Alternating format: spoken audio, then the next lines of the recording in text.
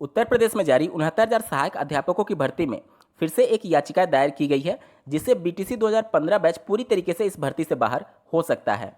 साथ ही बीएड के ऐसे अभ्यर्थी जो कि यूपी टेट 2018 के आधार पर सम्मिलित हुए होंगे, उन पर भी खतरा मंडरा रहा है। क्या है पूरा मामला जानेंगे इस वीडियो में। तो यदि आप भी इस भर्ती में सम्मिलित हुए और इन सभी मुद्दों से प्रभावित हो रहे हैं, तो इस वीडियो के किसी भी पार्ट को बिना स्किप किए हुए बने रहें करियर बिट के इस चैनल पर।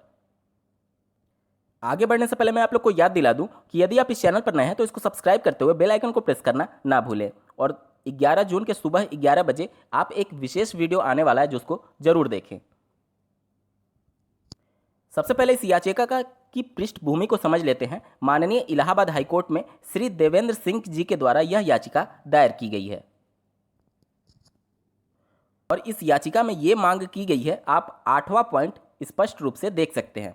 Because of the deletion of paragraph 1/6 of the guidelines issued for recruitment of assistant teacher is a deliberate action on the part of the respondent, but all such ineligible candidate who ought not to have been permitted to appear in the assistant teacher recruitment examination 2019। यानी कि जब guideline जारी की गई थी सभी सफल अभ्यर्थियों के लिए आवेदन करने संदर्भ में, उस समय पैराग्राफ 1 के 6वें नंबर पॉइंट को डिलीट कर दिया गया था।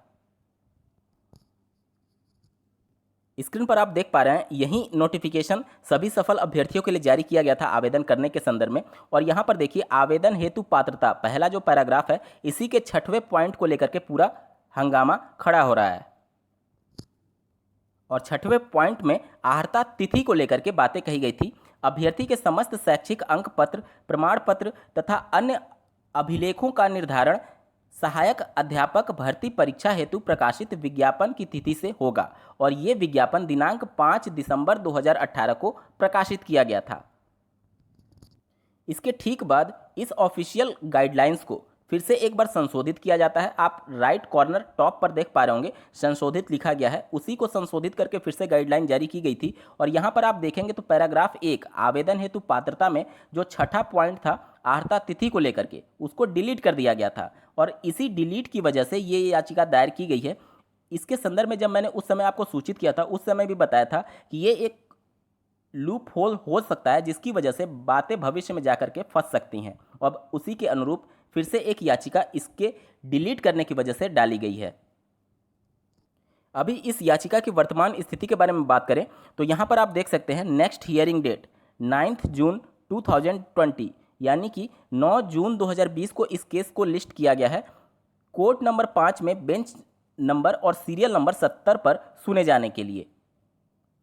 अब दोस्तों, इससे बीटीसी 2015 बैच को क्या खतरा है, तो मैं आप लोग को बता दूं कि जब इस याचिका में ये बातें कही गई हैं कि जो पॉइंट डिलीट किया गया, यानी कि आहर्ता तिथि को लेकर के, कि जब विज्ञापन प्रकाशित हुआ था इस आवेदन के लिए, यानी कि 5 दिसंबर 2018 तक सभी के पास शैक्षिक आहर्ता होनी चाहिए। और बीटीसी 2015 बैच के 4th सेमेस्टर का रिजल्ट लगभग 12 दिसंबर 2018 को घोषित किया गया था, यानी विज्ञापन प्रकाशित होने के बाद।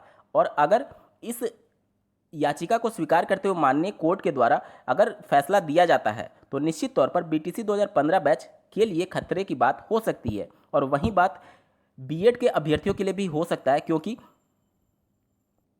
बीएड पहले प्राथमिक में शामिल नहीं था। और जब पहले प्राथमिक में शामिल था, उसके बाद से जो यूपी टेट का सर्टिफिकेट होता है, उसकी वैधता 5 साल होती है, तो वो अब एक्सपायर हो चुका होगा। यानी कि सभी जो बीएड इस भर्ती में शामिल हुए हैं, वह यूपी टेट 2018 के आधार पर ही शामिल हुए होंगे। और यूपी टेट 2018 के रिजल्ट की भी घोषणा विज्ञापन प्रकाशित होने की तिथि, यानी कि 5 दिसंबर 2012 के बाद ही हुई थी। और अगर ऐसा कुछ फैसला दिया जाता है, तो निश्चित तौर पर सभी बीएड वाले भी इस याचिका से खतरे में आ सकते हैं।